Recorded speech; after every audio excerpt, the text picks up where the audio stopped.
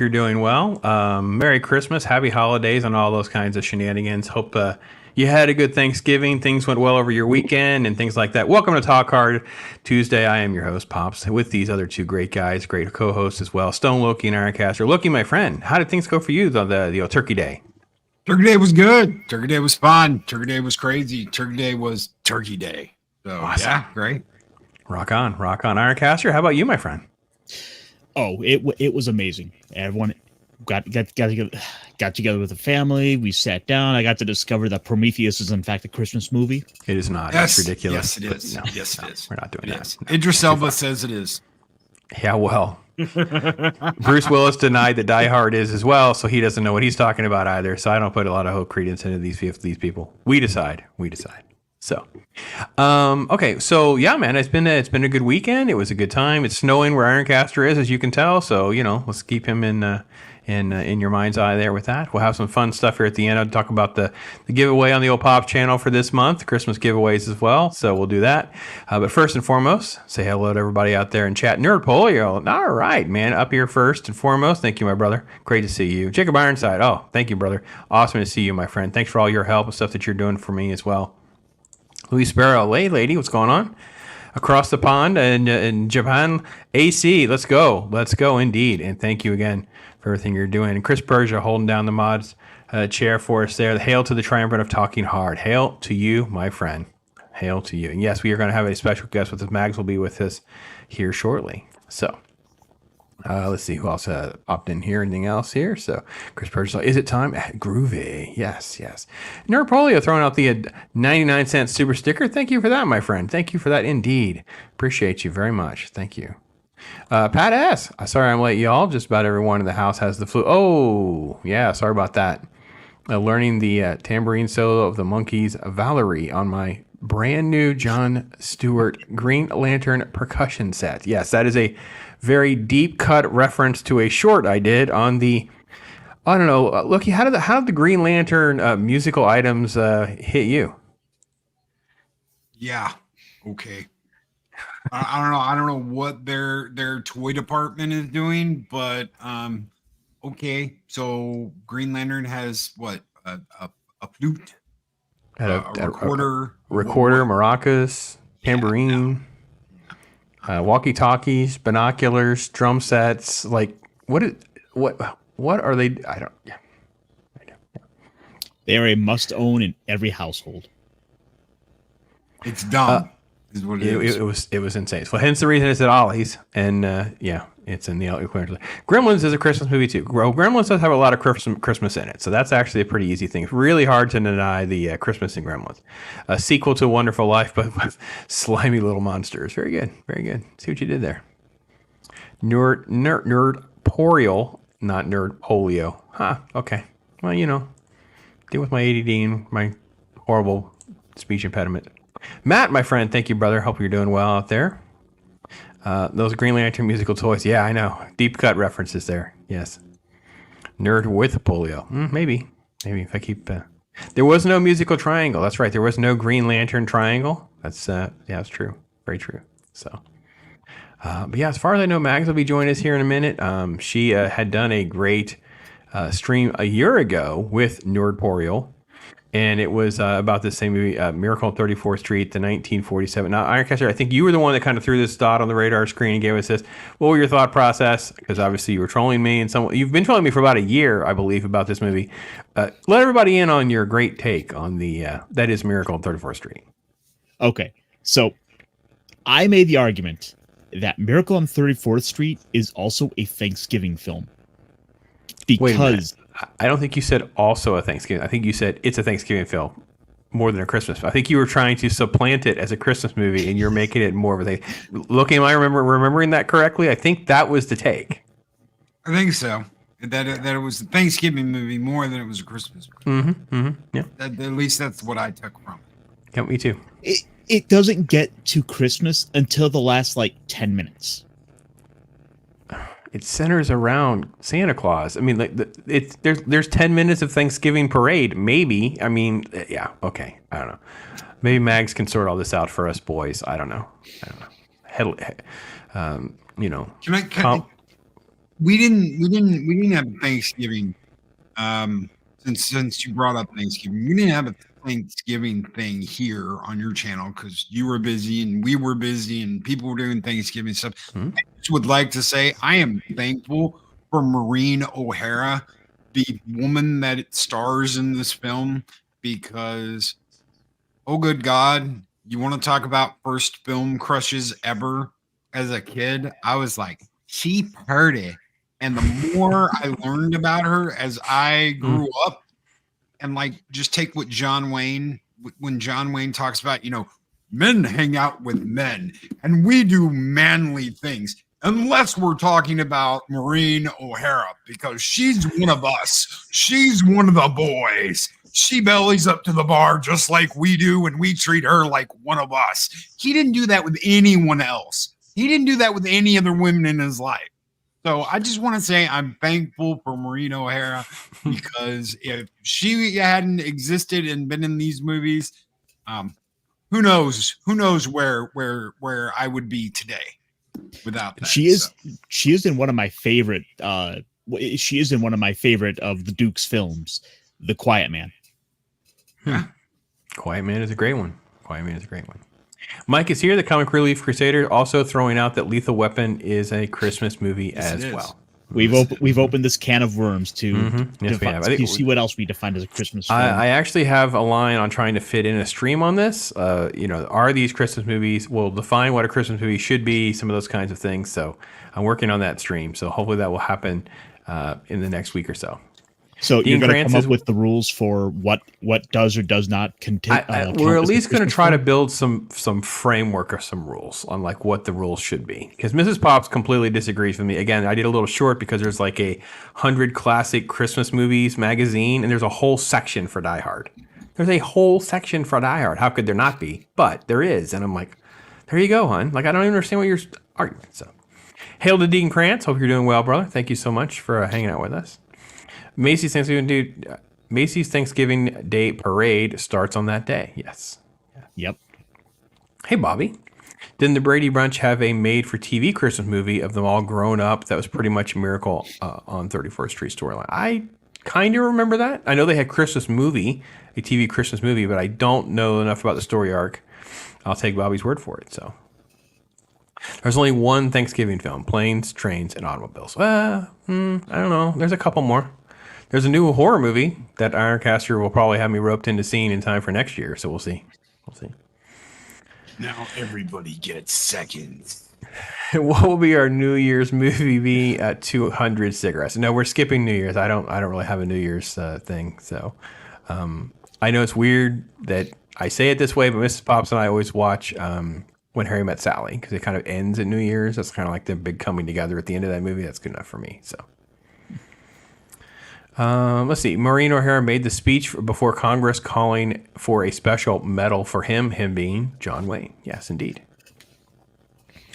Matt is pointing out that Die Hard is the greatest Christmas movie of all time. Well, and make sure you check back with us in the 3 weeks. We will be here with our special guest that week will be Mexican Iron Man, making the case for Die Hard as well. So the go-to Christmas movie is It's a Wonderful Life. Yeah, you are not alone with that. So you should watch Maureen O. give testimony why Congress should honor John Wayne. Yep, same thing there. I will cue it up for myself later. Pop's Claus, you wholesome Watto warrior. Thank you, Nas. Thank you so much for that. Yes, we're looking on Santa Pops stuff was, yeah. So, all right. So, yeah, Miracle on 34th Street, Thanksgiving movie, more than a Christmas movie was Ironcaster's take as far as I remember. Loki, where do you come down on the old Miracle for the Street? Besides your, obviously, fan love of Maureen O'Hara. It's a law movie. If you really want to get into this, it's a law movie. So you've got. I know that's a weird take on it, but you've got Fred, who basically gives up everything to defend Santa. I mean, he's defending Kris Kringle. He gives up all of his work with his connections because he is fighting the system. Nobody wants to work with him because he's going to defend that Kris Kringle is Santa Claus. And that's what a lot of this comes down to. You know, you've got O'Hara who's kind of like a Grinchy character. She's kind of like a well, nobody believes in that, and her little girl, it has a real hard time make believing and everything because her mother is so this way and she's like this. And you've got Fred, who's kind of like working his way in to be the boyfriend, and he's got to defend Saint Nick, and he's got to fight it. That's like the real whole, like, is there a Santa Claus? Well, guess what? We've got a guy, and this is the guy. And even though the judge wants this to go a certain way, he can't really make it go that way. So he's like, please, find some way to make this happen. One of the things I really love with this movie is the way Kris comes in, and he has this effect on everyone around him. You're getting to see just his mere presence alone comes in and is bringing this sort of spirit of charitability back to New York City of all places, considering like how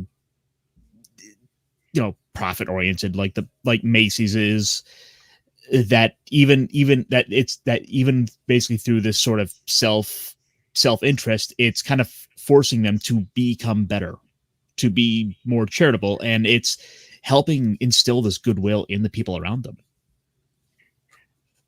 Yeah, I would. Well, first off, I'll have a hot take. I actually don't hate the remake of this movie, so you guys can put together your slings and arrows at me at the middle. I don't necessarily think it's nearly as good as the original, but it's not. But let me say hello to Debsy. He came up in here as well. Let's say hey to Castle, and then our guest of honor, the sweet lady herself, Magitech Mags in the house. How are you, Mags? I'm good. I'm happy to be here and start off this Christmas spirit going on. So That's it. We're gonna rock on. La, la, la, la. Yeah. It's beginning to look a lot like Christmas. It's snowing at Ironcaster Studio. I've been decked out every day at work. So but I was gonna make the case. Go ahead. Gotta ask the important question, Mags. Do you have a Christmas sweater on Right now? Well, Yes. technically my avatar is in an outfit, so there you go. Mm-hmm. Yeah, even Loki's got a Christmas hat on. So yeah, we're set. Oh yeah, we're ready to go. We're rocking and rolling. Dean Krancer is a remake with Dylan McDermott. I do not remember. Is that Elizabeth Perkins that's in the remake? It's a little girl from Matilda. Meryl Wilson? Yeah, Matt. It's pointless. So here's the thing. First off, both films, I think, first off, I got to say that with the remake, one of the reasons I like the remake is I think it stays pretty true to the original for a large part of the film until you get to like the mental institution type stuff, because we've kind of, even with my generation, that was sort of like things that were in the past. We didn't really have that as commonplace. We were already moving away from that kind of thing and treatment. So some of that stuff is where the datedness would kind of come into play. And then it become, I think what Loki was saying, I think the remake has a lot more legal drama compared to the original. But I think for me, the reason I love this film more than anything else is it was a really kind of a foundational cultural film, which is what you were saying, Ironcaster, in the sense of every time Kris is around, it creates this sense of kindness and goodwill towards men, peace on earth, all that kind of stuff. And this movie kind of sets up the fact that the commercialization, the money grubbing, stores versus, traditionalism and kindness and being out with the kids and all that kind of stuff, kind of gave us what the mythology was as a kid. Like, this movie was obviously made long before me, so it was almost like, because it was in black and white and it was so believable as Santa Claus, it felt like this was kind of like how things actually are and work. Like, it was believable, like how it was all put together. So anyway, well, Max, Ironcaster had thrown this against the wall because he made the case, and Loki and I remember it the same way. He made the case this was more of a Thanksgiving movie than a Christmas movie. So, ball in your court, you make the case of where we are with A Miracle on 34th Street. Technically, you can. I kind of agree with both, and this is where, because I'm kind of in the middle of this. Technically, it starts off with a Thanksgiving Day parade, the Macy's Day Parade. So it starts off with that setting. However, throughout the timing of it, it goes into the Christmas season because Santa is on court or on trial. So obviously, they're not going to do it like right away right the next day. So can you imagine the amount of time leading up to the Christmas holiday? So, I mean, if you can think of it this way as where is it first set, it would be Thanksgiving. So, gosh, it's kind. Yeah, I think I actually, now that I think about it, Ironcaster is right. I can't do this. You guys are killing me. So the movie takes place over the course of about a month, right? The movie takes place over the course, right? It starts at Thanksgiving, right? It starts on the day of Thanksgiving, Thanksgiving parade, Thanksgiving dinner, whatever. So we have 2 days over the course of a month because it ends like Christmas Day. So literally a month. So we have 2 days of Thanksgiving at best, which is, as I say, 10 minutes of film time. I'd be willing to say it's a great transition from Thanksgiving to Christmas. I think this is the perfect film to kind of really transition everyone every year, that kind of thing. But I with Loki. Loki had my back. He said more. He said it's more of a Thanksgiving movie. So anyway, that's enough. That's enough withstanding. So I mean, you're right, because technically court cases, trials, they don't take a day. They take a course of, well, back then was probably several weeks to a couple of months. Now it's more like years. But so yeah. But to add to your point, what you said earlier about the big stores, the corporations, everything. We've doesn't it feel like we've had this kind of conversation about the commercialization of Christmas, Thanksgiving, everything? It seems like even back then, even Hollywood kind of made fun of itself a little bit in that regard, and made fun of that concept of the commercialization versus what is the true meaning of Christmas. So it's got a little bit of a satire there. So it's a movie I like to end Thanksgiving with, after turkey's been had and we're all just kind of off. Yeah, exactly. This is one I will end Thanksgiving with, to now kind of christen in the Christmas time. Yep. See, I've taken you on a journey, Aircaster. I took you on planes, trains, and automobiles to get you home for Thanksgiving, home for the holidays, which is the experience of the dysfunctional family during Thanksgiving, and now Miracle on 34th Street, which takes you from the parade all the way through to Christmas Day, and then along the way, you're going to have a couple movies that you can watch. So it's almost I had a plan. I had a scheme. Yeah, Luis, there is another remake. I'm not really even that familiar with it. I know I've seen it once, but I'm only talking about the one motion picture. What do you watch it in? Do you watch it in black and white, or do you watch it in color? It's got to be black and white. I don't want to watch the colorized version. The colorized version takes out the soul. Something's wrong with it. I don't explain it. Something's wrong with it. To me, I highly dislike a colorized version of any black and white film, because there's still some imperfections there that you can notice, but also it takes away from the soul of what it in the spirit of what it was from its conception. It's like this. Think of Casablanca and a colorized version of it. It just completely takes away the romanticism of even the story itself. So for me, I think the black and white just still shows soul, charm. It still does things that even colorized films, even today, can barely even make out across to the audience. It just seems like there's so much. You can see the depth in the color, regardless of its black and white. So I don't have a colorized version, as I only have the black and white. We accidentally got one, and when we popped it in the DVD player, this was back in the day when I think they were starting to do colorized versions, and it was like, no. So we returned it.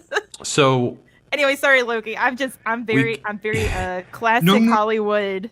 I agree. No apologies, Max. I absolutely agree. I cannot watch the color version. I have to watch the black and white. Yes.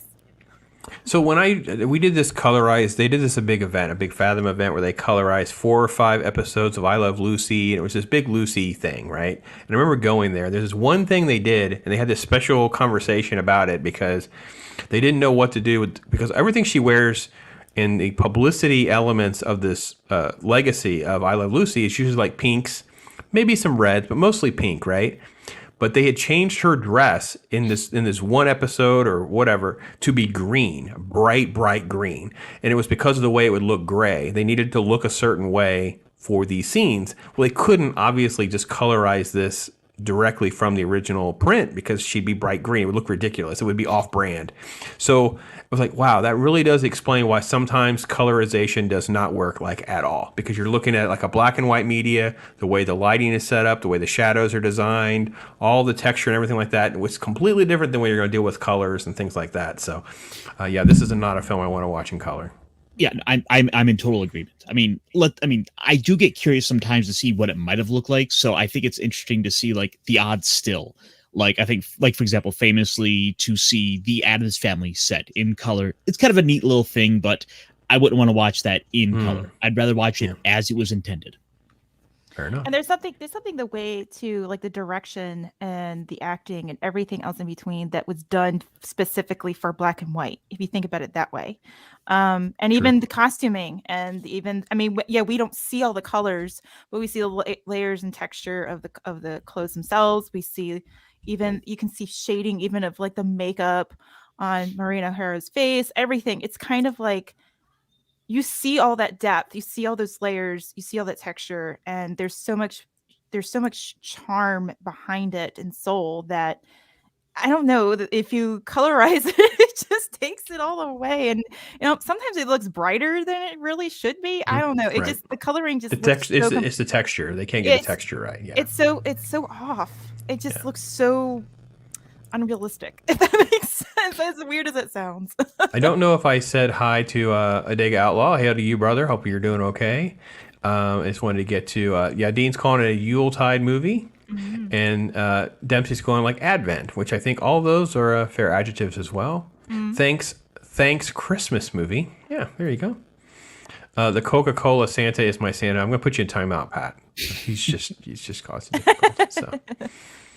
Penny is going to catch us up later because she's got church stuff to do with her mission stuff. So that's great. So majority of the movie takes place on... No, it's not. It's not majority. It's only like one sequence and then they change again.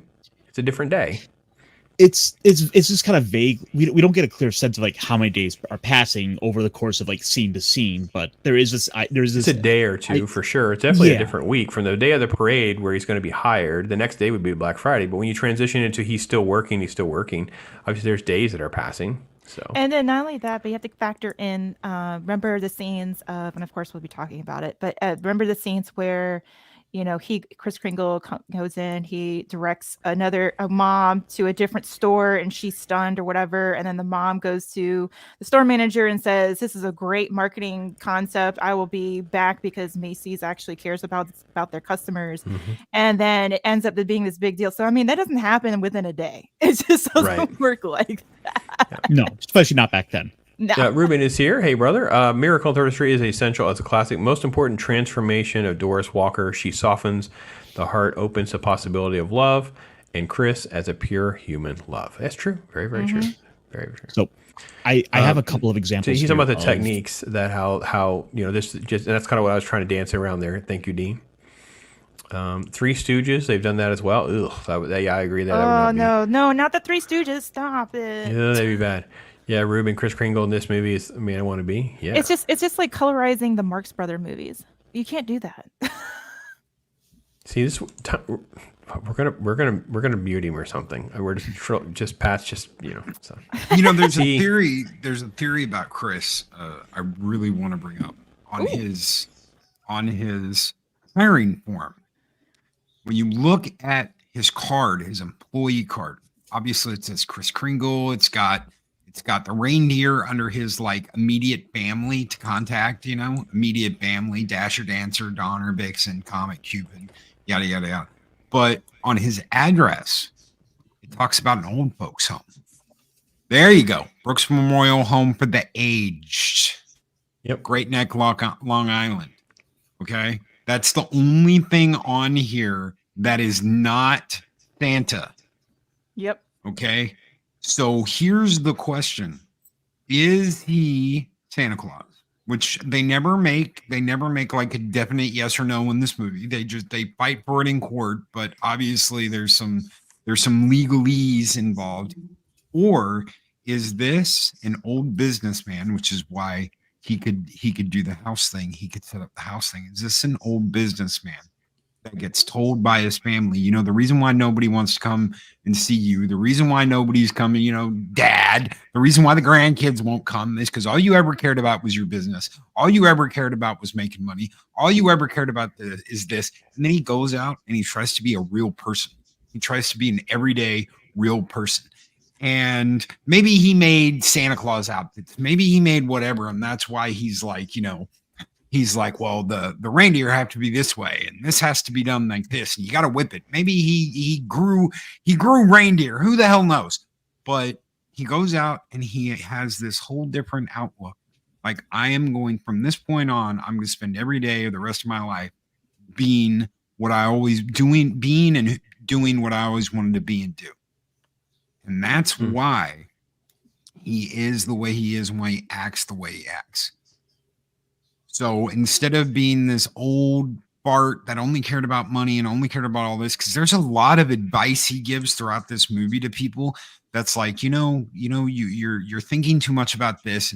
You know what? I go over to Gimbals and get this. I know, oh, you know what? I got this written down. Maybe he made toys, never cared about little kids. Who knows what he did? But that's the only thing that throws off this entire thing in this movie of that he's from the North Pole, because that's not his address. His address is Brooks Memorial Home for the Aged in Long Island, not North Pole. That's his address.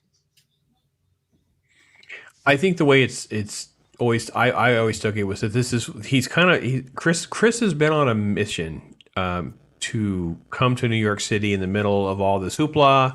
He enjoys the festivities of the Macy's Day Parade and all of that.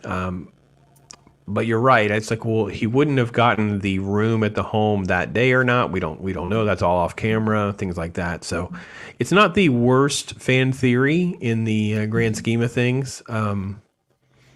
Yeah, the remake kind of deepens his magical abilities a little bit more than the original one does. So they kind of moved away from that. But yeah, I don't know. What do you think, Ironcaster? I mean, I think it's an interesting theory to kind of reading into it, though the fact that they call it a home for the aged does make me think that it's kind of a bit of a throw off because that seems like such an odd term to use. Yeah. That was something they used then. I was going to say that wasn't unusual for back then, I don't think. Yeah. Okay. Yeah. But I'm just ultimately not a fan of basically kind of trying to piece apart this film. This one is just, I've got the rose tinted glass for this one. This one is Ironcaster's not having it. I don't even want to think about that. He's not letting you show him that there's a person inside that Godzilla costume. You're not allowed to do it, Loki. Just stop it. I think the fact that the writing, the direction, the storyboarding of all of this, and knowing what to put in the right scenes and everything really adds to that level of mystery. Like you think they've unraveled something where it explains it, and in the end they really don't explain it at all. I mean, look at this. It's kind of throwing everybody off where Loki notices the Great Neck Long Island thing, but everybody always notices, or at least most people notice, Dasher, Dancer, Prancer, and Vixen, that part of the card. And it's kind of like, it's the way that the direction that they're trying to throw the audience off to kind of second guess yourself a little bit.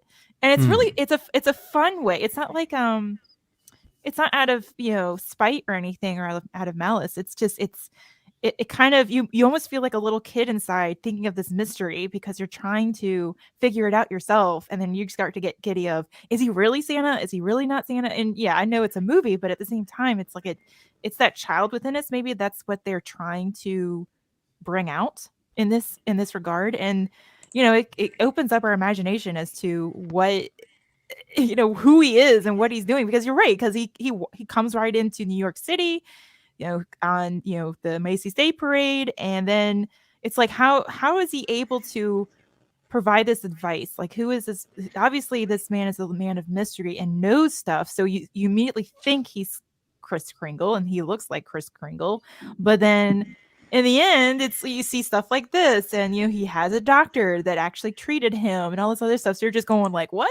So it's all misdirection in a fun way.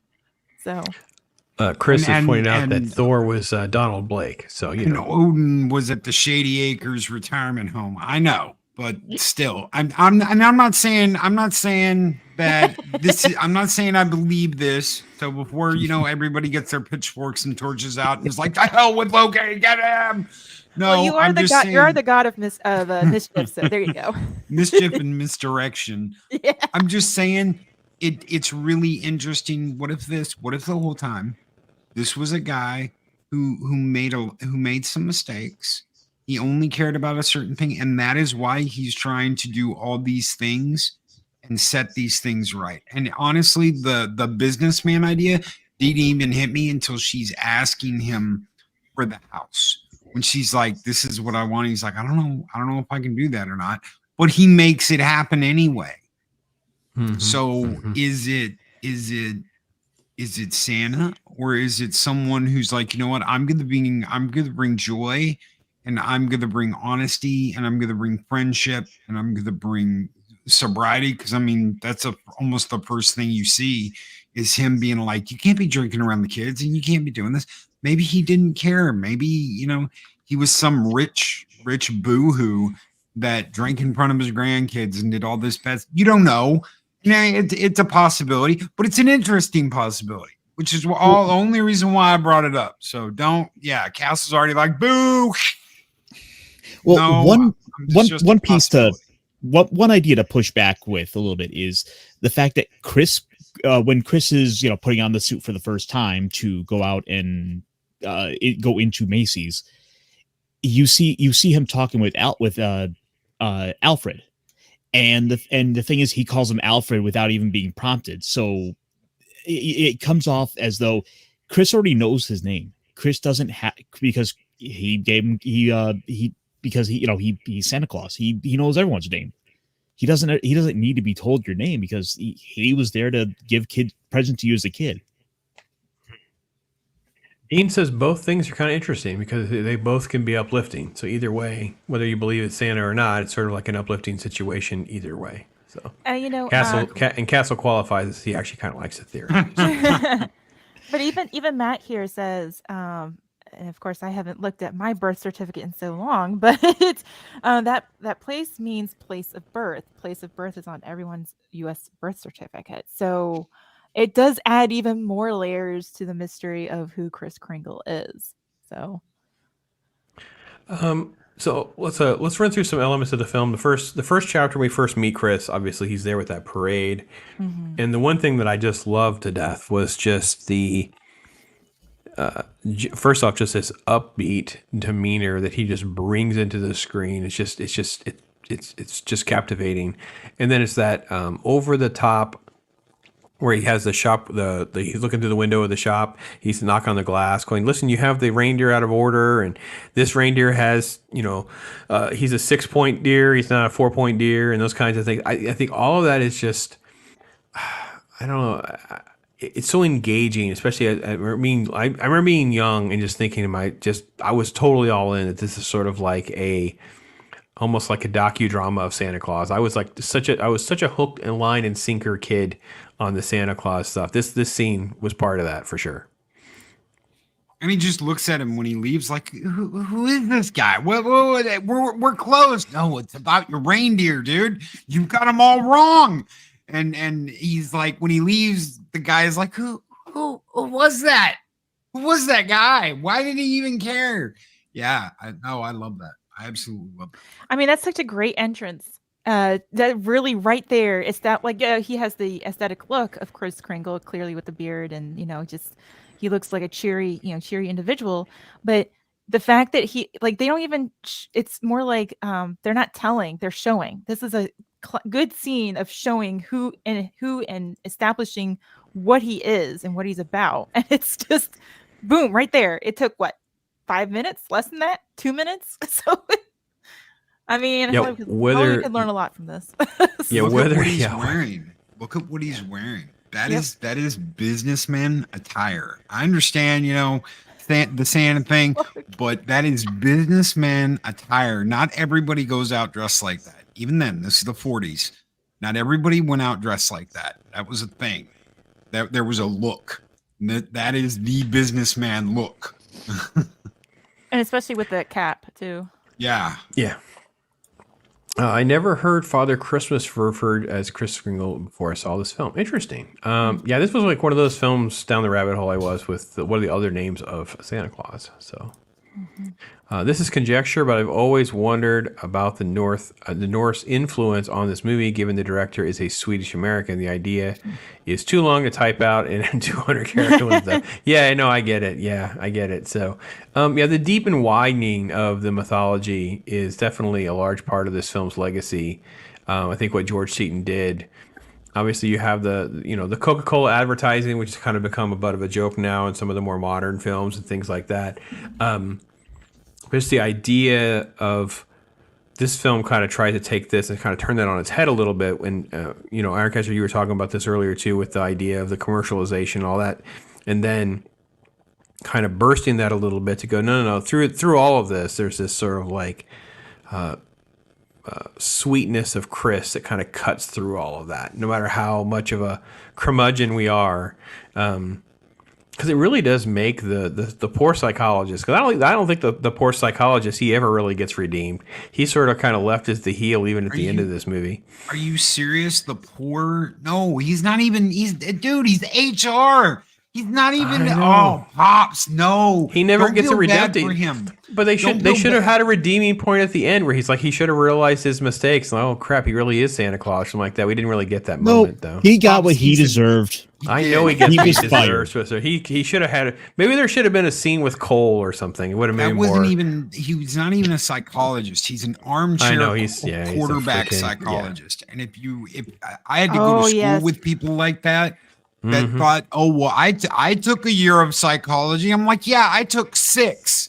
There is a difference. Let me tell you, there are people like it. The reason why this, even though it's got some aspects to it, some it's some things that are stuck in time. There's something about the people and how we relate to the people that still ages well to this very day, because that psychologist is exactly who we've been facing with the entire time in our modern Disney. Culture. Yes, everything. Yeah. So it's what he does funny to revisiting Alfie. this movie. It's like, wow, they are literally speaking the same language as they did years ago. And what he does to Alfie is absolutely social justice warrior nonsense. Yes, it is. It is absolute nonsense. This is what we've got our kids dealing with today: is armchair quarterbacks that think that they know better than you, the parent, and that they can tell your kids in 2 minutes exactly what was wrong with them and that they need to be a different gender. Him telling Alfie that he's got deep-seated hatred for his father when he doesn't, that is what we are dealing with today. From people that think, well, I took a year of psychology in college, so I know everything. No, you don't. A psychologist lets you come to those realizations on your own. They have to. They do not tell you what your problems are. They listen and they let you get there on your own so you can learn and adapt to the problems you're facing. That is what a real psychologist should be doing, not telling him, oh, well, I think you're this, or I'm diagnosing you this, or I'm doing no. That's not the way that shit works. What was the takeaway for that character?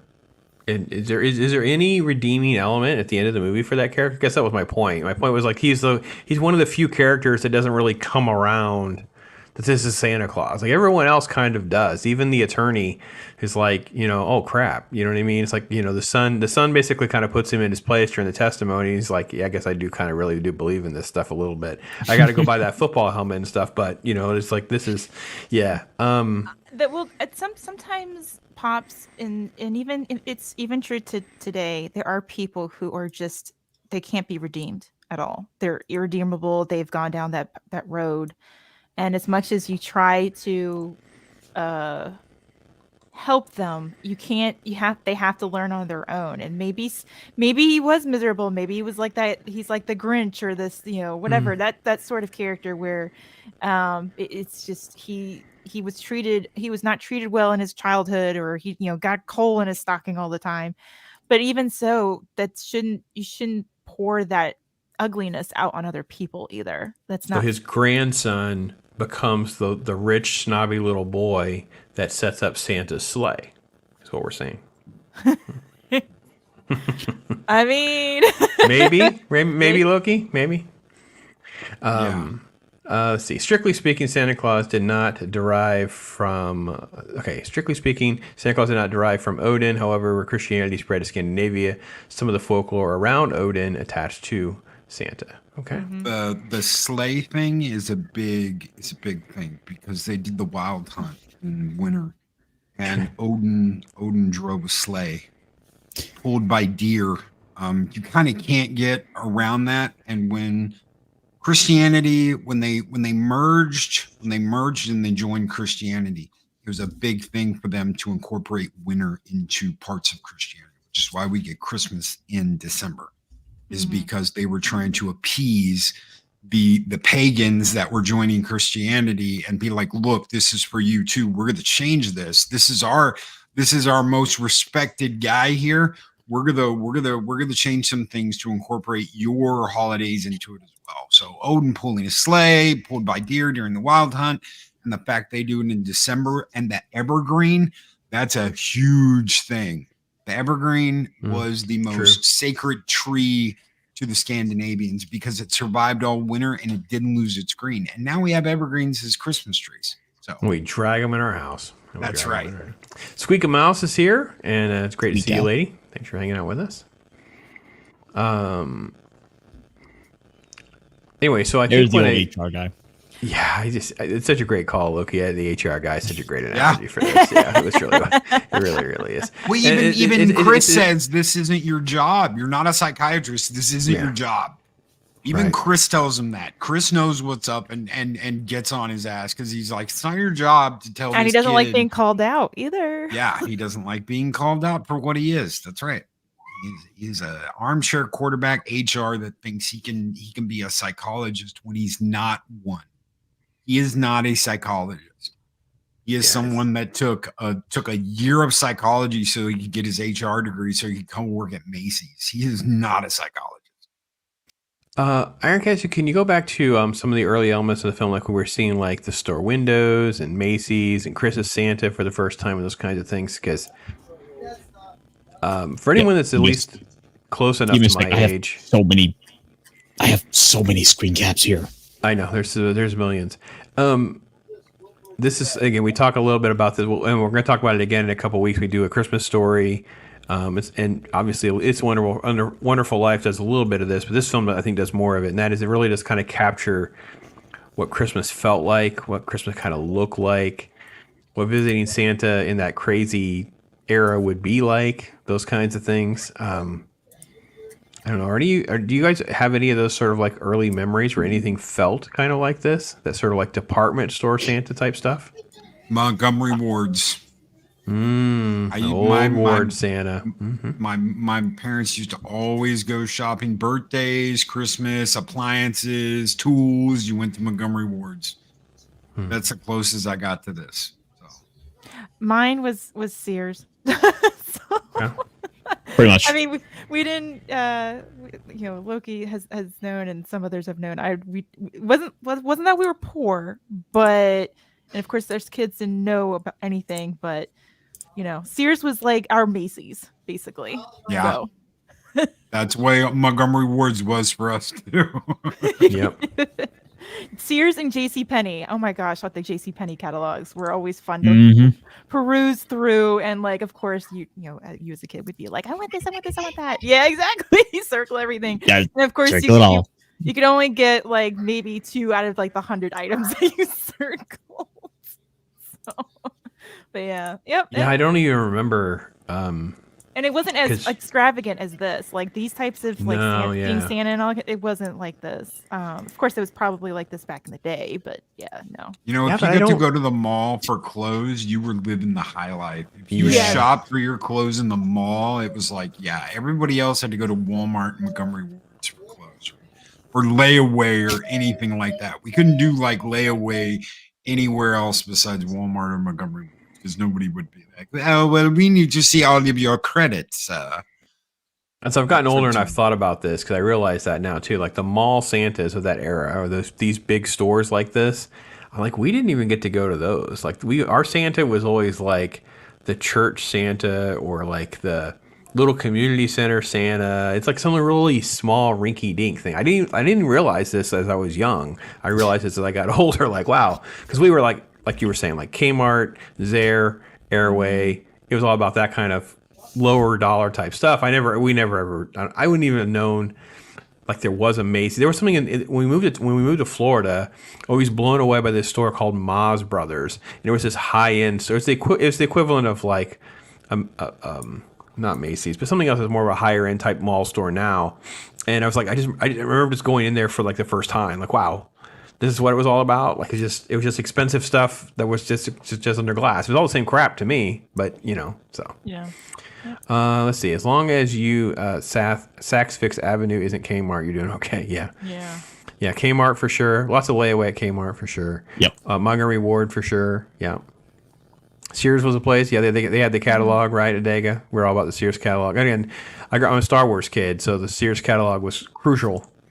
Sears and JCPenney pretty much for my family like did it all. It was electronics, it was, clothes, it was toys, it was, stuff around the house for mom kind of thing. Like those were like the two stores that had everything that was.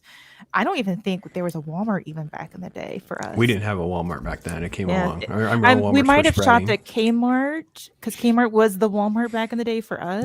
Yep. But yeah. So anyway, go ahead. And I agree with Kris. Kmart's didn't have Santas that I remember. We didn't have a Walmart till we moved to Texas. It wasn't until we moved, and we're talking small Walmart. We're not talking about like grocery store Walmart. Oh, it was just like close of one aisle for toys and electronics section. That's like it. That's all. I call it the pallet Walmart because that's what they were originally, right? They're just these pallets, yes, like big bins of stuff. That was pretty much all they were, just aisles of this kind of bulk type stuff, and then it kind of like grew rapidly from there. So yeah, awesome. Yeah. All right. Where do I want to go, Ironcaster? You drive us around a little bit. Just kind of jump around a little bit. One of the things I wanted to kind of bring up, and I love this guy in the movie just because he has such great expressions. It's the toy department head. He'll go, oh, do I not have that anymore? Anyway, he just this sourpuss expression on his face. He'll go from just the total kiss as like, yes, Mr. Macy, this was of course our idea. Like, yes, we probably should have gotten with marketing, but I assure you, this was all for the best of intents. All right, it was all our idea. I will say this, Ironcaster, this character, oh my gosh, this movie's quotable, that's for sure. And let me tell you, my brothers, my family, we all like quote the one scene where he's trying to get his wife drunk. Yeah. So she can bring him over. Hello, we would love to have sex. She's got the phone upside down with she switches sides and it's still upside down. I mean, it's such a cheeky gag and it works to this day. It made me laugh again today as I watched this again. And her I love that scene. and his acting during that whole scene, like it was just, it's perfect. And this had to be such a risque gag even in 1947. Like, it has to be a very risque gag to have her drunk like that and all this kind of stuff the way it was played up. Maybe that's why it's so exaggerated. Maybe that's what it is. Yeah. Had the Hays Code in effect, so there's a lot you really couldn't do with films at that point. Well, he hung a lantern on it when he said, "I tripled the strength of her martinis." So before you see her, that's how they got away with that back then. Was they hung on? It's called hanging a lantern on it. But when you specifically point something out and lead into it, that this explains it, but it doesn't cross the line of breaking fourth wall. This is why she's acting like this before you ever see her acting like that. True. Very true. Matt points out Walmart began in the 60s, but Matt, it was very much a Arkansas, Texas sort of thing for a very long time. Yeah, it wasn't even Virginia yet. Yeah. It was in the 80s for sure before we had a Walmart in Florida. So, and man, this scene still gets me. I love it so much. Go ahead. Yeah, this is one of those scenes that truly shows like and really holds and strengthens up that the argument that he is Santa Claus, that he's able to without hesitation is able to start speaking with this little girl in Dutch. Yeah, but just like Maureen O'Hare says later in the movie, she can speak French. It doesn't mean she's Joan of Arc. Just because he can speak German doesn't, or Dutch, doesn't mean that I'm going to put him in timeout. That's what I'm going to do, people. Don't worry about it. Loki Loki doesn't get himself in the corner very often, but he's going right for a smack bottom. I'm telling you. I'm just playing devil's advocate. That's all. But, Please don't get the pitchforks out. I think the thing about this scene is that they do such a good job of highlighting the fact that World War II has been going on. But you don't even notice it because it's so quick and it's so good. It's great direction and just dialogue in general. You immediately pick up on who this girl is. She's been displaced because of the war. And she's in probably other children are like this, where they've been sent over to be protected or in safe house. And it's just, they don't have the ability to speak because they literally came over off the boat in a way. So the fact that he opens up to her and her smile and her expression changes so much. It is just so heartwarming how he does that. And even the lady who's taking care of her, it's just, it's a struggle for a lot of people who are trying to help others. And then with something like this, that it's just a simple thing like a language barrier. It's just amazing. Well, especially the post-war era, like you said, this is the thing that would get lost. Like in the remake, I like the fact that they changed this.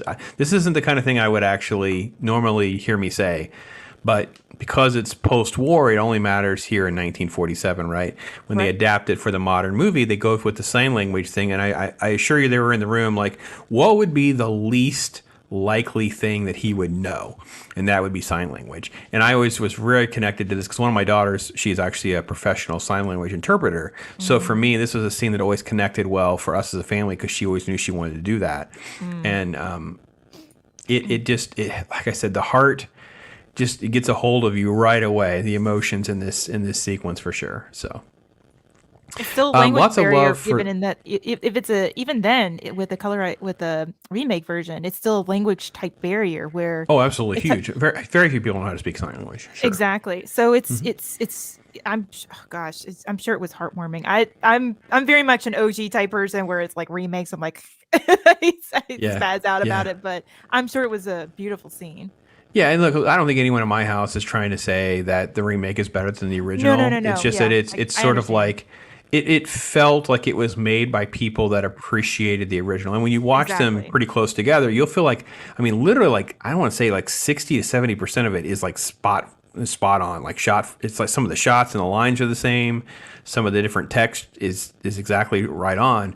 It's just like certain things that they had to change. I guess in some ways they lose the HR guy and they replace it with this sort of like the evil villains from the other store, which is probably the biggest thing that's lost is sort of that kind of thing. So lots of love for Sears, by the way. So the camaraderie with Gimbals and Macy's after that was all lost. Is all gone. And that was so cool to see that reconciliation. Today when I watched that shot where they're like one-upping each other over, what are you going to do with this money? Well, so-and-so needs an x-ray machine. This scene right here is like, well, I'll pay for it. Look at it like, he just made this happen because of his kindness. Like, I just love this shot. This scene was so sweet. And that brought two arch enemies together. Go ahead. Sorry, Max. No, you're good. But it's amazing how kindness is contagious, even with competitive businessmen. Yeah. Sears catalog. Yeah, everybody's loving that. Lots of things like that. Scrooge, starring Loki. I'm not being Adega went after you, bro. Adega. Thank you, Adega. I know. I'm not even being an unbeliever. It's just interesting concept. That's all. Dibs on hitting him with a toaster. On hitting him with a toaster. Just so we're, only saying it really works in the remake. Oh, well, all right. So, all right, we have to kind of jump ahead a little bit because I want to get to at least some of the court stuff because I will say that this is one of the things they changed, but I tell you what, I love the absurdity of the mail. And maybe it's because physical mail was such a big deal back in the day when I was young. I had to get this in here real quick. Oh, the blowing of the bubble gum. Yeah. That's so cute. How she was trying to help him, and then it's like, and her eyes go, oh no, oh, and you don't even need to see it. You just see her eyes and her reaction. It's great. Oh, JT is here as well. Hey, brother. You're doing well. He was my comic book talk today. So if you haven't checked over the channel, hit over there. We did our throwback video that dropped this morning. We talked about Jingle All the Way. Last week we did a Captain America and Jack Kirby conversation. So JT was on with me about that. And I was over on his channel last week. So tons of great folks here. And speaking of somebody else, I'm going to have Jay back with us here. Jay, across the sea. Evening, guys. Embarrassed to say I've only seen the... Well, shame, Jay, you're in timeout. Go watch the original. Jay, go watch the original. Watch the original. The black and white version, Jay. The black and white version. Not the color version. I had no idea they had gone to colorize this, by the way. I'm glad somebody agrees with me on that, because my mom just was like, oh, it's in color. And I'm like, I never like it's gross. It doesn't look right at all. Like I don't know if it does not. And like I said, after seeing the Lucy thing, it's kind of made my brain hurt more. Like I'm like, oh crap. See, this is why certain things are not going to ever work, because the black and white media and all that. I can imagine, because if you watch like the long form interviews and you read some of the books and stuff about like someone like Hitchcock, who was like really about the craft of filming in black and white and stuff like that, I cannot imagine the cringe that he would have in his face. Like you can't do that. Like you can't do that. It's not going to work. And the fact that we try it's criminal in some ways. Why am I seeing like Mortal Kombat right now? Kris Kringle because of all these Mortal Ks. Kombat. Yeah, I love this. I love that shot, by the way. And I thought to myself, how triggering all those letter Ks must be for some people. We should try to troll them. So. Their OCD will come out. Yes. But I mean, that's how the headlines were, and it's a very good alliteration, by the way. Yes. Or is it onomatopoeia? I can't remember the actual literary terminology. Alliteration. Alliteration. I got it the first time. Mm-hmm. So I wanted to kind of bring the point, and this is one of those things I really appreciated in kind of rewatching through it today, is a lot of the nuance in the discussion, sort of the politicking around the idea of even like taking the case, where you have the judge who's himself is basically a politician talk about he's got this advisor here giving him talking to him about don't take this case because this is going to be political suicide for you.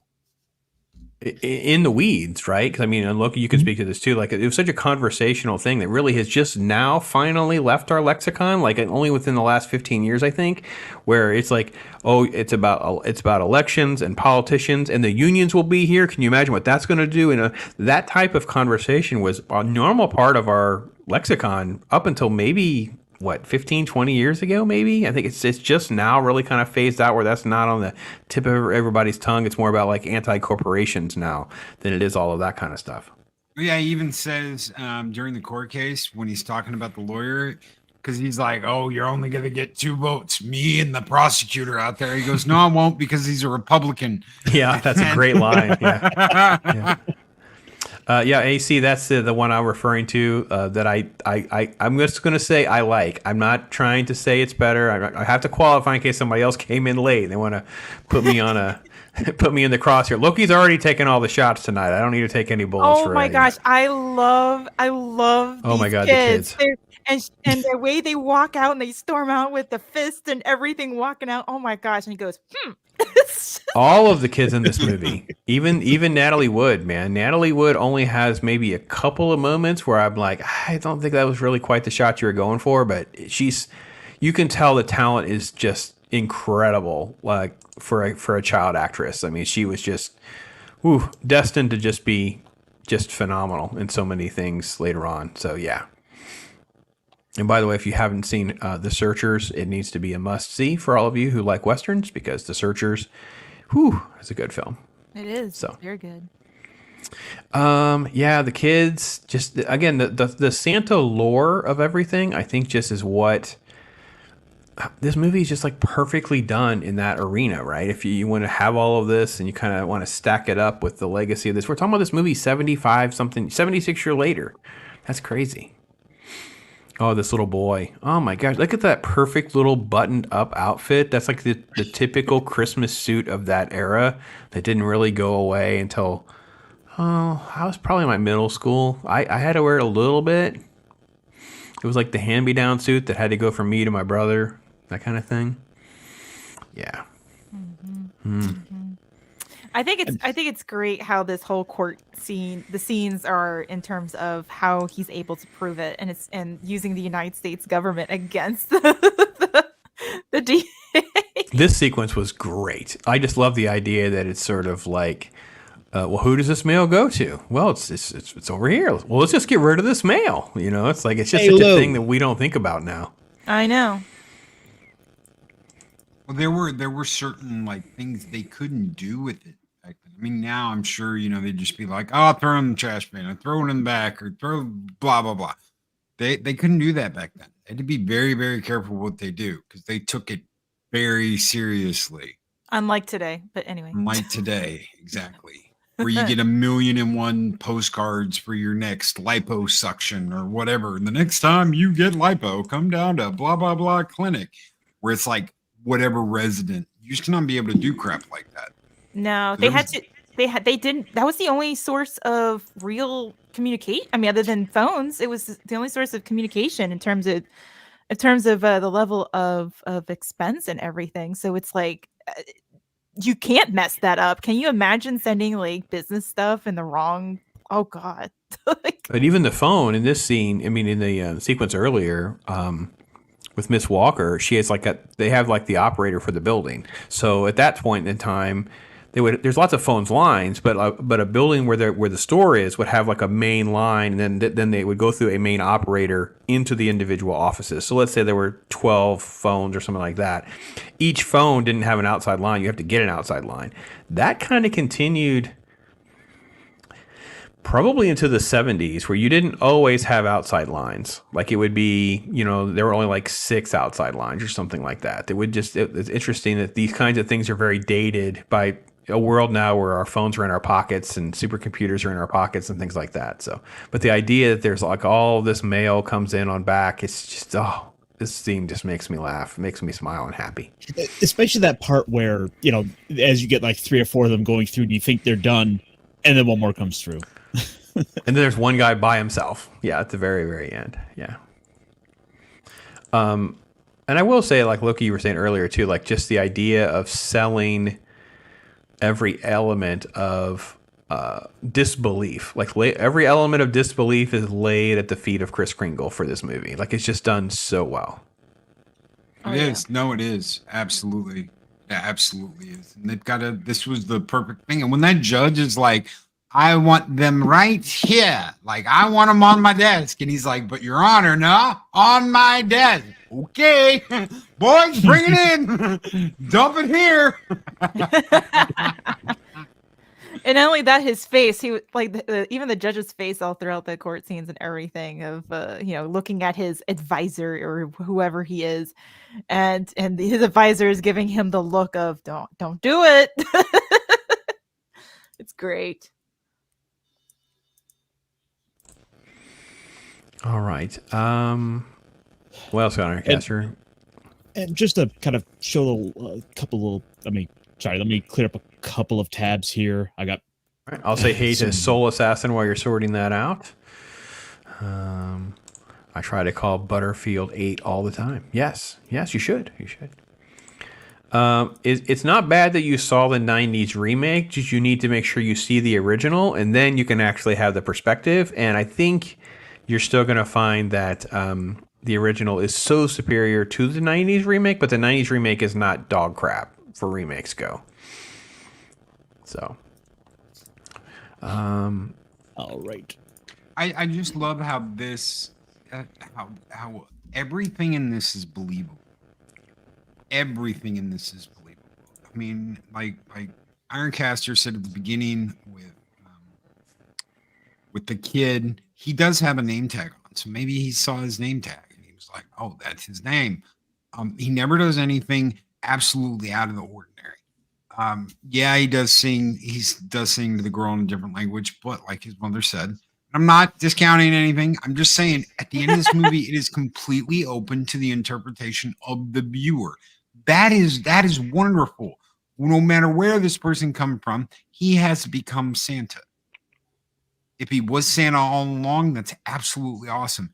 If he wasn't, he literally has become Santa. And either way, you've got the same beautiful story with the same touching message without it like breaking anything. Oh, well, now the movie's ruined, Loki. You ruined it. You destroyed the magic. No, it's still magical because if an everyday person can do that, so can you. It's not just Santa's magic. You can do it too.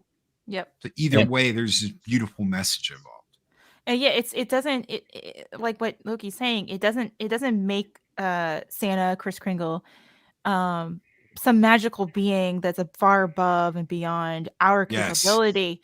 It's still at our level where yes, you can still be kind and generous and serve others and serve one another, and that is the magic of Christmas is being humble as well as giving and thankful of humanity and what we can bring out in other people too if we're doing the same, being kind to one another. So it's amazing. It's amazing how that works. That is the real magic. Let me say hi to Dad Man Walking. Hey there. Koba says, I think that the Miracle on 34th Street remake at Jurassic Park is part of the same universe. Fair enough. Fair enough. Not going to argue with the rationale there. Do you think that we're in a place in time, hard stretch, I guess, but a store, I don't know what store it would be because everything is so internet driven now, that you could have a gimmick where you could do something like this, where I will try to find you the best deal. I will try to, some sort of customer friendly thing at Christmas that could go viral. Imagine if Amazon did this. Imagine if Amazon said, you know what, we're out of stock on that, but guess what? It's over on Newegg, or it's over here, or it's over at this place. Imagine if Amazon took the time to go, you know what, we don't have that, but our competitor over here on Walmart.com does. Here's the link. Imagine, who would do that? And they wouldn't. Amazon would. It would be super cool, or it would go viral if they had a pop-up that did it. So let's say you were going to buy, I don't know, something would go out of stock. Let's just a sort of shirt or something. It was, and you clicked it. It's out of stock on Amazon, but when you clicked it, it popped up and got your attention, and it said out of stock. However, Amazon is celebrating Christmas holidays this year by blah blah blah. Here's a couple of links to whatever that may have that kind of referral or something like that. Yeah, I agree. That would go viral instantly. Like, what is happening? Everybody would think something's wrong. That's what I think. Yeah, interesting. Yeah. What do you think, Max? Will that go viral for you? What do you think? I would think so. Because I just came across something yesterday, trying to order something through Amazon I can't say too much in terms of what I was doing because I don't want my mom to hear. Hi, Mom. Hi, Mrs. Mommy Max. You were buying a copy of Final Fantasy 6, weren't you? No. She got 17 copies. She needs number 18. We're not telling her mom. All right. I was helping my dad through Amazon buy something for her. But anyway, it was something that she had picked out that had gotten out of stock within like the day. And it would be super helpful if something's, I know that we always see the similar to, but it's not always the same thing. If you could find something that is like that from a different place, like a Walmart, like a Target, like any kind of like Kohl's or something like that, where it shows, hey, these are the deals that are going on at these stores for this price, for this particular type of coat that's very similar. That would be fantastic because, a lot of times when you see the similar ads or customers looked at or whatever, it's not the same coat, but there might be similar, of course, Amazon sometimes will have these off type brands that are on there where you can look at other places and, hey, look, it's the same coat basically. So yeah, it would be nice. I think it would be viral enough. I'm not sure how viral that will be, but for me, I would tweet about and say, hey, look, this is a new feature that Amazon's doing. Amazon's gone Miracle on 34th Street. Exactly. For sure. IRONCASTER, what were some of your other thoughts here? Well, I just think that it's kind of interesting that, and I leave this up here intentionally because Kris gets them to the exact house that the little girl was looking for, although he didn't get it for them directly, it's more so it's still available for sale. He just kind of steered them towards it, and she spotted it. She ran in, and just as a little nod, look what's waiting by the fireplace. Yeah, I thought that was all really, really good stuff. And again, yes, it's open to Loki's interpretation, the alternative multiverse version of this film. Kind of gives, whereas the remake didn't. The remake went in hard on magic and everything falling into place. So I think I think you touched on something there, Ironcaster, is that he doesn't apply any magic or he doesn't tell people what to do. He guides people what to do. Or helps yes, very good. Or helps, suggest things that, that, and it's a gentle guidance. It's a gentle mentorship. I mean, you look at Marina Hare's character; she's kind of lost, and then, here's her, here's the guy that's sweet on her. That he's trying to, warm her cold heart, basically, and it's not he's not being able to do it. So in a sense, Kris is there to guide all these people to be better people, and just one man is able to do that for multiple people in this movie, just by gentle, nice kindness. So it's amazing how that works. And yeah, you're right. He doesn't buy this movie. It's more like a direct, because he gives them the different directions to go near this house. Right. That's what it was. He doesn't tell them to go directly to this house. He just tells them where to go. So he tells the mother which store to go to get the fire truck that she wants. Yep. That the little boy wants. Yep. Exactly. As a suggestion. It's not like, here, I found it here. You can find it here, and hopefully it'll make your boy happy. And it's stuff like that. It's not like in a way, he is a gentle guide, but at the same time, it's up to the individual to take on that guidance. It's not embrace the kindness and the exactly. Yeah, right. I mean, look at the juxtaposition of the pseudo psychologist. Yeah, the HR manager. He does. He was given gentle kindness and guidance there, but then eventually Kris Kringle had to be firm, like a parent to him, and he still wouldn't listen. And some people just don't want that direction. They don't want that direction to happiness. So that's right. And there's nothing you can do for that. Soul Assassin, you have to come hang out with us, because yes, we do the Mall Santa with the Grands. We actually are just now setting our date to make that trip. So getting that Toys R Us catalog was a sign that Christmas was coming. It's funny how that generationally it's changed. So you're not the only one, Bobby, talks about Toys R Us. So Low Spec is here. Good to see you. Okay, want to wrap up real quick, because I do want to get through the Pops news, make sure we catch everybody up on what's going on, that kind of thing. Let's go around real quick. Let me take this. Yeah. All right, Mags, you're our guest. Let you go first. What are your final thoughts on this movie? Kind of how do you rank it among some of your Christmas movies and that kind of thing? That's not fair. I love Christmas. Christmas is my favorite holiday. So the amount of movies that I watch during Christmas, especially Christmas movies, and yes, Die Hard is one of them. That's an appropriate answer. She's allowed to stay. This is the Christmas movie. This is definitely a movie that you have to watch every year. I think it's one of those where it definitely, you need that, you have your It's a Wonderful Life. That's a very, in a way, very, it's a very emotionally in depth type of movie. This is a very heartwarming, wholesome. It really brings you into the Christmas spirit. I think Ironcaster is right in that maybe you should start off your season with this movie to really get yourself into the Christmas spirit of it all. Because people always complain every year, these holidays are commercialized, and I agree.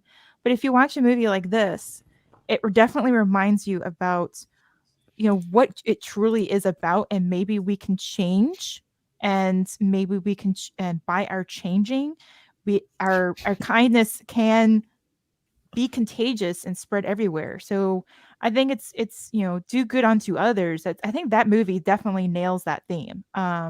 doing it onto others, and then all of a sudden it just spreads like wildfire, where everybody starts to change and starts to warm. Their cold hearts start to thaw and melt. Their hearts grew 2 sizes that day, basically. So definitely, it's one of my top 5 favorites, I would say. Okay, fair enough. And it's definitely right up there in terms of it needs to be watched almost immediately after Thanksgiving to be able to get yourself into it. So, all right, Loki, what do you think about this? Give us your 10 overall take. Christmas, 10 out of 10 Christmas movie. I love the black and white. I love O'Hara. So gorgeous, such a beautiful woman. Absolutely awesome in this movie. Kris Kringle is absolutely awesome. Fred, the lawyer, great acting, great cast. Absolutely wonderful cast. The kids are great. Like Mag said, the kids in this movie are absolutely great. They really bring this movie to life. This is a movie you can watch every year. It's a movie I have watched every year. This is one of those, sometime after Thanksgiving, you got to watch this movie before Christmas. I do not like the color version, like I said. Yeah, I mean, I don't like the magic in the remake. I want that. Is it him or is it someone on a quest? Okay. I like that idea. I want that question. Is it him? Because that's one of those things you almost are supposed to ask yourself. Is this really him or is this some crazy guy that escaped from, the old folks' home? So I like that. I like that about this movie. And I don't ever want that question answered. So please don't misunderstand me. I don't want that question answered. I want the is it him or is it someone trying to be him? Because that's the beauty part about it. Is it him or is it someone trying to be him? It's a great movie. 10 out of 10 Christmas. Yeah. All right, Ironcaster. Where are we at on your evaluation? Oh, this is absolutely a 10 out of 10 movie for me. This is one I will, if I don't get a chance to get to it every year, which unfortunately has happened, this is one I always try to get to, like, preferably after Thanksgiving, because I try to avoid doing all the Christmas until after we've all had our Thanksgiving. But this is one I try to get to, basically before we get to December, just so I can kind of get into that Christmas spirit. This is my absolute favorite Christmas movie. I think Edmund Gwenn, he absolutely knocks us out of the park. And the fact that he got an Academy Award for this film, is it's so deserved. I love this movie. It's it's really such a special thing, and I'll go with it. Hashtag Ironcaster was right. It's this great transitional movie in the sense of it moves from Thanksgiving to Christmas. I'm not saying it's a Christmas movie above being, a Thanksgiving movie above being a Christmas movie, but it's a perfect transitional movie. So yeah, he can try to backpedal all he wants, but I still think what we said before. I love this movie on every level. I've actually now watched this movie 3 times already, so I can't imagine how many times I will have it in, because with Talk Hard, I watch it extra times. So I've already watched Die Hard, Christmas Story, and A Nightmare Before Christmas, which is our next 3 movies. So I've already watched them all at least once. So it's just going to be that kind of year. So anyway, so that's great. I want to get to the giveaways this year. So right above me will be part of the grand prize for the Batman grand prize. So it's a graded copy of the Batman issue, which is the first Tim Drake in Robin costume. The Shadow of the Bat issues 1 through 28, a 1989 wax pack. And this beauty right here is a Dark Knight Returns. It's a faux mask and a copy of the graphic novel. So that will be one big box set. That'll be one big drawing that I'll do and reveal on the 21st. I believe that's the Thursday before Christmas break. So what I'm going to do is do little giveaways along the way. Every time I do a live stream, we'll do a giveaway of some kind, and then we'll put all of those. You'll have one additional, so you'll get a prize for that, and then you get an entry into that grand prize drawing. Then for all the members, I have a special member. If you're not already a member, you want to be a member because you have special drawings for them.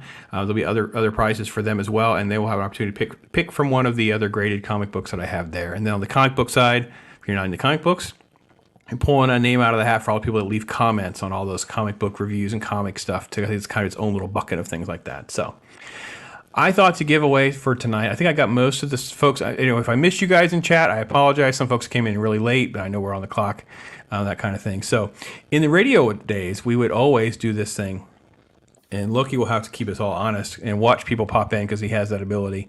We would do that, we will now accept X number of callers, so that kind of thing, right? So, Mags, a 1 through 5. What caller wins? Tell us which person comes in. You have to come in to win. I have, I forgot wax pack you pick. You get a black hole wax pack, a Tron wax pack, or a Gremlins 2. So 1 through 5, Max, what's the number for the call in? Wait, hold on. They gotta pop in here to win. So this is the first 1 through 5. 1 through. Do you want me to pick the numbers? Yeah, pick a number so I know which person. Caller number Rex. I guess caller number 1. Oh, she's just taking the very first person. Well, I guess there won't be much of a thing. First person in. There you go. There's the links for StreamYard. You can come up in here, hop in here. You get to pick which wax pack you want. We'll get you hooked up with that. So. Okay. Caller number 1. You're on the line. Yeah, if you're the first to get through. If you're the first to hop in. So, Loki, we'll make sure we keep us honest here with both our winners there. So. I'm like, wait, I'm being put on the spot. I know, very impromptu. But for Nerd Pearlio. Look at Nerd Pearlio winning. Yeah. How you doing, brother? Good. Yeah, look at that. He's clicking right in the middle of a sandwich. He's just, boom, I want to win a wax pack. So, all right, that's great. Congratulations, my friend. Thanks for your super sticker earlier. And I know you have a huge love for this movie as well. So I'm glad that you're able to be here and take advantage of things. That's great. Thank you. What am I here for? I just saw the link. I just kind of popped in. Okay. I'm actually right now, which is I'm outside my comfort zone. So. Yeah, it works. This is the first Christmas live stream giveaway. So I'm giving away one of these wax packs, vintage wax packs. I got from the Black Hole movie. Black Hole. I actually saw it. Or Tron, or Gremlins 2, which I always do have to remind certain people. Yes, that does have Christopher Lee cards in that set, so that's why that was So Gremlins. So you let me know which one. That's the first movie I've ever seen Christopher Lee in. Actually, Gremlins 2. Yeah. So, but you can let me know privately, or you can let me know now, whatever you want. We'll put that in the hopper there, and you'll be a chance to win for their big grand prize, which I'll do later this month. So, appreciate that, my friend. Okay, Gremlins 2. All right, sounds good. Any comments about Miracle on 34th Street before we let you go? I think I first saw it on WGN a while ago. I just fell in love with the movie. Now, I actually saw the remake first, the Richard Attenborough one, and I enjoyed that one too. But then I saw the original. And maybe it's the black and white aspect of it. Maybe it's the classic. I don't know. Maybe Edmund Gwenn. I mean, I like Richard Attenborough. I mean, he was John Hammond, very grandfatherly. Even though he somehow, I don't know. John Hammond's a villain. I mean, honestly, like in the book he was, in the Jurassic Park book he was. But yeah, it's like Richard Attenborough just had that perfect grandfatherly thing. But I loved Edmund Gwenn. In that in the Miracle on 34th Street, just very charming, just all around good character. I mean, I just love how he just calls out the Santa Claus in the beginning for getting drunk at the Macy's Day Parade, and it just makes you like. And then you see it, like I was watching the part where they're looking at the card. He's from the memorial home. He's from the North Pole. And then the whole cane, because I showed in my intro for last year's stream. The last thing I show is the cane. Just making you wonder, is that really Santa Claus? It makes you think. The movie made you think. So you like Loki's fan theory? You like that theory? Mm-hmm. Very much. Cool. Yes. Thank you, brother. Awesome. Thanks for hanging out with us, my friend. Thank you. Congratulations. I will get with you and get your address and get that put in the mail for you, brother. Take care. All right. Take care. Bye, Nerpoil. All right. Well, Mags, time goes by so fast, Mags. What is going on with you? What's where people can catch you and your channel and some different things that you're doing? Well, actually, tonight I'm double streaming. So from you, I will be hopping on in about an hour on Jacob Ironside's stream talking about Shadow of a Doubt, an Alfred Hitchcock movie. So so you can check me out there. As far as this week is concerned, I'm going to try to squeeze my in somewhere. That came out wrong. Don't clip that. That's not fair. Loki, don't you think about it. But yes, I'm gonna try to hop on Fat Steven's channel on Saturday and do some Fortnite game streams there. That would be my first time co-oping on Fortnite, so you get to see me basically act like a blonde and not know what they're doing and probably end up shooting the allies versus the enemy. Friendly fire, baby. #friendly fire. Awesome. So That'll be me. And then next week, especially, I think is when we're picking it back up because we were on holiday.